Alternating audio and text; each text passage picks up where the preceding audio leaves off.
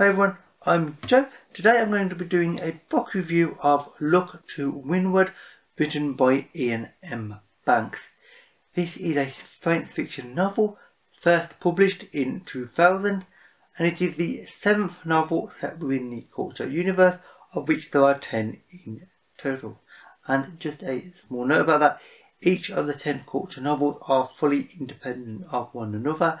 They share a universe and an overall timeline, and that's about it. They're not direct sequels or anything like that. So, first of all, I will talk about what the culture of the series actually is. So, this is set in the far future. Humanity has spread to the stars. We are now in a situation where we have a apparent utopia going on due to the fact that we are now among the stars. We can mine other worlds and asteroids and such for resources, so we are in a post-scarcity society, which is pretty ideal because, of course, resources are a major problem in our real world now, with many countries obviously fighting over the resources that we are finding in the Earth itself. If that's eliminated, so is many other problems. Apparently, it's not quite as simple as that, but that's the idea, and in theory, that should happen.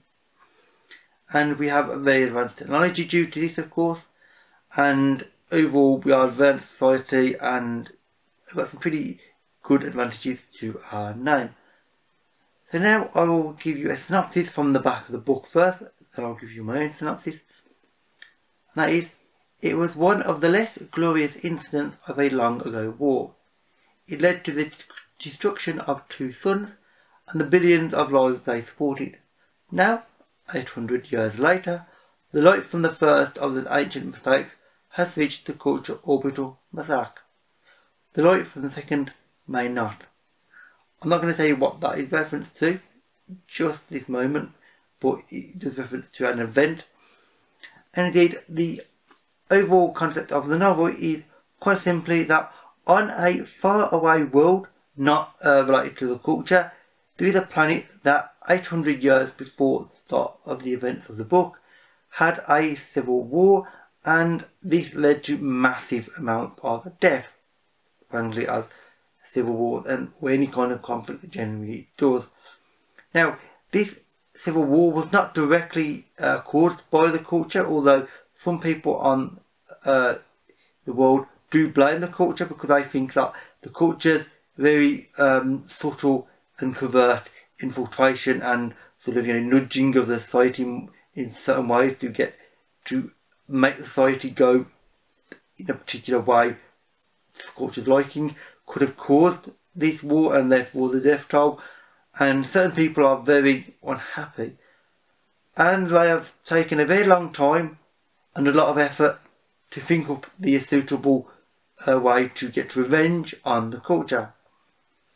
And this revenge is going to take the form of a terrorist attack on an orbital ring, which is this large ring world type idea. Think Larry Niven, and they are going to try and attack it, and it goes from there basically. Now, as the reader, you are fully aware of who the terrorist type character is. Also, you know what it's going to attack. And you even know when you're going to attack it pretty much really early on.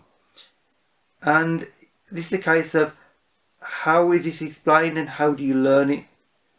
And there are some other significant points, because at the very start of the novel, and I should have put this out previously, in fact, the book starts out with a dedication to Gulf War veterans, which is important because one of the main themes and main points of this novel is how, as people, we cope with trauma.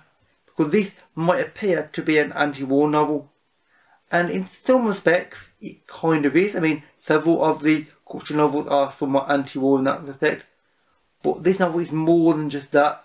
Indeed, that's not the main focus. It's about how we deal with trauma from any kind of major unpleasant conflict, whether it's a war, obviously in the book case, or anything else. Basically PTSD, post-traumatic stress disorder.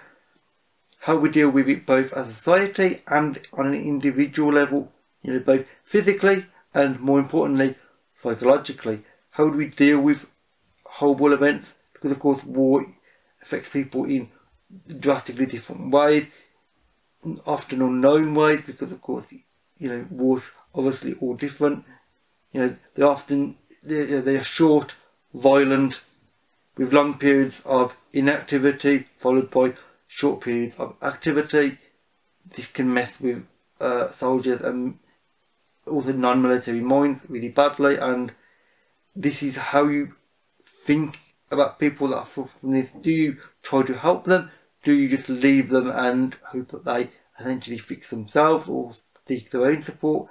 How does the support systems work as well? It's interesting. So this is sort of a veterans idea in the book as well, which is a very interesting one, and it delves into in a really curious way, a very powerful way as well.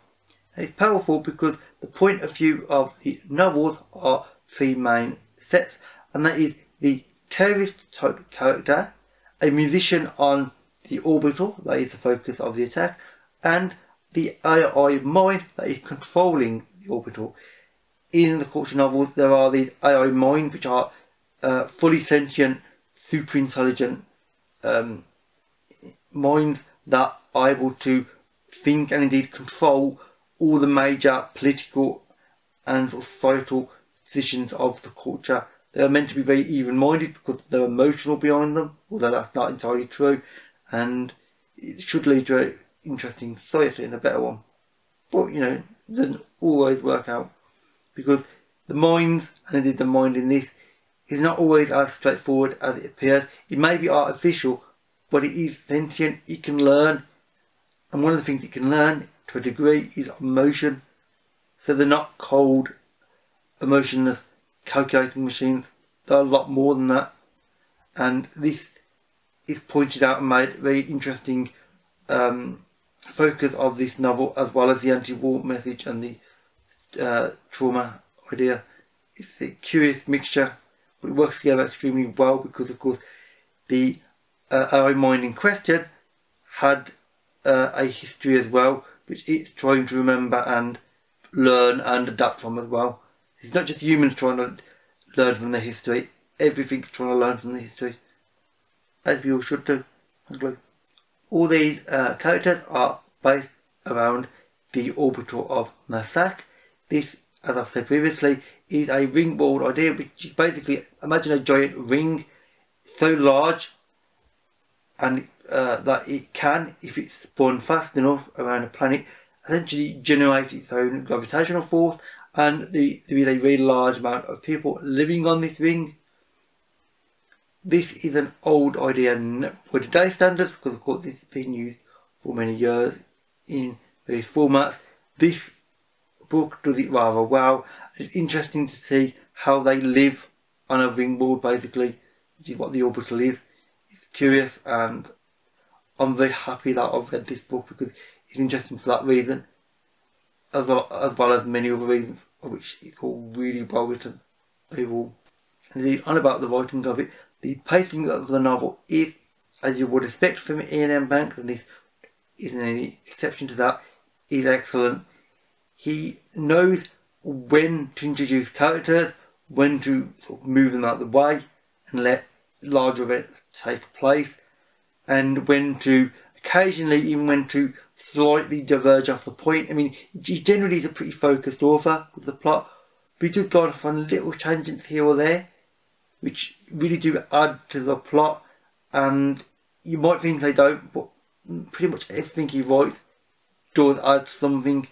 It just might be somewhat obscure until some interesting moment where you're like, ah, that's why he wrote that earlier for. Now I understand. His novels, and indeed this novel, is often follows that idea, which is always really interesting and fun to see. One interesting point to note, that this actually is the only novel that actually sort of partially, in a sense, breaks what I said at the start, where all the culture novels stand alone. This has a very light reference actually to the first culture novel, considered Fleabus, because this is set 800 years after the events of this world going into civil war. 800 years previously is when Consider Fleet has happened, and I'm not going to say how, but it's a slight little reference to that. It's only so slight that it's not a direct sequel or anything, just referring to events in an obscure way, which I think was really interesting to see, because culture novels don't, link up. First of all, to see this tiny little link for a change was really nice to see, and I greatly liked it. So overall, this is a really interesting and well written novel. It is a morality story about trauma and how as society and as individuals we can cope with it. It has amazing writing, really interesting characters, a setting that I love to see explored finally, because Windward are a classic idea which this does extremely well. And overall, I would greatly recommend this novel because it has just everything you could want in a really good science fiction novel. It has a good plot line and deep and introspective moments where you can truly analyse the novel, think about it, and indeed I know for certain that I have not gained everything I can from this novel. There are things that I've missed, for which I'm grateful, because it means I can reread this and find things new each and every time. So with that said, that is it for this review. All my social media links can be found in the description box below. Thank you for watching, and I'll see you another day. Bye for now.